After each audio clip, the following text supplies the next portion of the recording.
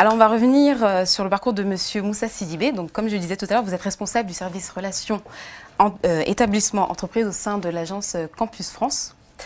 Campus France a lancé dernièrement un programme entrepreneur en Afrique pour soutenir la création et le développement de PME, PMI et des alliances d'entrepreneuriat, des alliances plutôt entre les entrepreneurs africains et les écoles d'ingénieurs françaises. Est-ce que vous pourriez me dire un peu plus sur ce projet? Très bien. Donc, effectivement, comme vous l'avez dit, l'agence Campus France est un des opérateurs donc, de l'État français. Et en l'occurrence, Campus France est à la charge en fait, de faire la promotion de l'enseignement supérieur français à l'étranger. Donc, l'idée, c'est plus de pouvoir accompagner des étudiants africains qui viennent étudier en France ici dans les filières d'enseignement supérieur.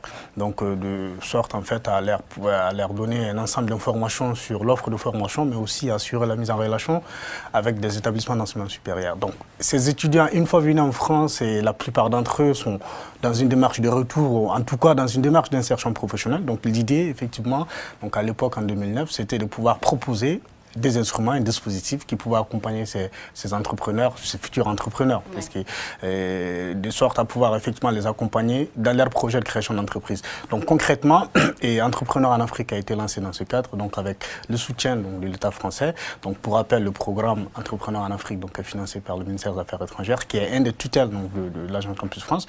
Donc l'idée en fait, c'est de se positionner sur la création d'entreprises, sur l'accompagnement de ces entrepreneurs, mais plutôt sur un aspect assez particulier, puisque sur la problématique de l'accompagnement, nous avons un ensemble de dispositifs en fait, qui interviennent, donc à la fois des dispositifs non financiers, des dispositifs financiers aussi.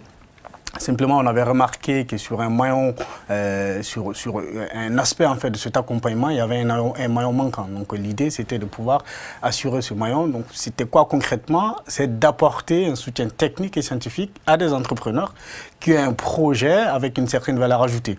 Donc l'idée, c'était effectivement de se positionner sur ces segments de PME, PMI à forte valeur ajoutée, donc de sorte à pouvoir accompagner leur émergence dans les pays africains. À quels critères ces entrepreneurs, justement, doivent-ils répondre pour bénéficier de cette aide?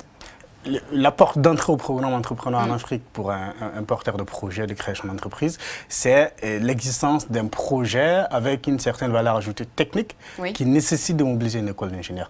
On a des exemples en fait, de projets que nous avons déjà accompagnés dans différents pays africains. Donc, pour rappel, donner une idée, oui. Voilà, donc pour rappel, on est sur la plupart des pays d'Afrique subsaharienne francophone. Oui. On a eu des étudiants, donc plutôt des diplômés africains donc, qui nous ont présenté des projets dans le domaine des télécoms par exemple. Donc un jeune burkinabé qui a fait ses études à Télécom Lille. Donc à l'issue en fait, de ses études, donc, il a souhaité monter une entreprise dans le domaine des télécoms pour pouvoir concevoir une espèce de box pour faciliter la téléphonie sur Internet. D'accord. Donc là, typiquement, on a fait intervenir une école d'ingénieurs qui l'a accompagné en fait, sur la conception de cette box. Oui. Et aussi derrière, donc, on a pu assurer aussi un accompagnement à travers notre partenaire local, donc qui est la maison d'entreprise du Burkina.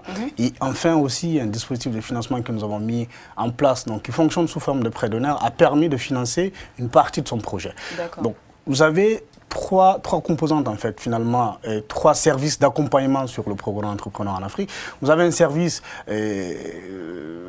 apporté par des structures locales plutôt sur des aspects managériels, sur l'étude marché, l'étude faisabilité, donc qui est assuré par nos partenaires locaux. Donc en amont, oui. Et voilà, en amont. Donc un service en fait d'assistance technique qui est assuré par des écoles d'ingénieurs françaises, qui est le cœur de métier donc finalement du programme et sa principale valeur ajoutée, et un service financier donc qui se met en place en fait sous forme de dispositif de prêt d'honneur, où l'idée effectivement c'est qu'on puisse accorder un financement entre 15 000 et 30 000 euros à des entrepreneurs et que derrière, ce financement puisse faire effet levier pour le faciliter en fait la levée d'autres fonds. D'accord. David, une question. En matière de personnes, de candidats, si on peut avoir une idée, est-ce qu'on pourrait avoir une idée du nombre de candidats et de personnes que vous accompagnez effectivement? Alors, sur une année, on a en gros, par semestre en fait, à peu près 200 sollicitations.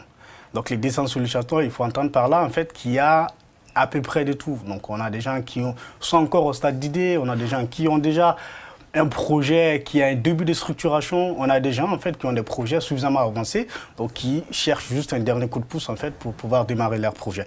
Donc sur ces 200, vous avez différentes catégories en fait d'entrepreneurs. On fait une première sélection de ces 200, donc sur ces 200, il y a à peu près une quarantaine, voire une cinquantaine qui est présentée à un comité de sélection. Donc ce comité de sélection en sélectionne à peu près entre 15 et 20 donc qui sont ensuite accompagnés par les écoles Vous les d'ingénieurs. sélectionnez par quoi? Par la portée technologique, Alors, donc, la valeur ajoutée ou... Tout à fait, c'est un des critères, mais après, les autres critères resteront les critères classiques d'évaluation d'un business plan d'un entrepreneur. Hein. Donc, à la fois sa rentabilité, l'existence du marché, son positionnement par rapport à la concurrence et le couple aussi qui forme l'entrepreneur avec son projet. Donc, un ensemble finalement de critères d'évaluation d'un business plan classique, quoi. Donc sur les porteurs de projets, effectivement, par an, combien d'entreprises effectives sont montées à l'issue de cet accompagnement? Donc sur une année, quand on accompagne à peu près une quarantaine d'entreprises, hein, donc sur une année, on arrive in fine à une vingtaine, entre 15 et 20 en fait, entreprises qui s'est créées concrètement en fait, donc, sur le terrain à l'issue de l'accompagnement de ces projets. Est-ce que vous continuez à suivre ces entreprises justement? Alors il y a un aspect suivi post-création effectivement qui est mis en place où l'idée c'est une fois que l'entreprise créée sur place de faire en sorte d'apporter donc un soutien post-création principalement sur des aspects managériels, faire en sorte d'assurer à l'entrepreneur un accompagnement pour qu'on se retrouve effectivement pour que l'entrepreneur en fait soit dans une situation, on va dire, sécurisée. Oui. Durant les premières années en fait, de vie de son entreprise. Donc effectivement, pas délaissé, exactement. Donc ce soutien apporté là aussi par nos partenaires locaux. Exactement. Voilà. Oui. Merci beaucoup Moussa Sidibé d'avoir répondu à nos questions. Je vous en prie. Merci beaucoup. Merci à vous de nous avoir suivis sur le plateau de 100% Éco. On se retrouve dans 2 semaines. D'ici là, portez-vous bien.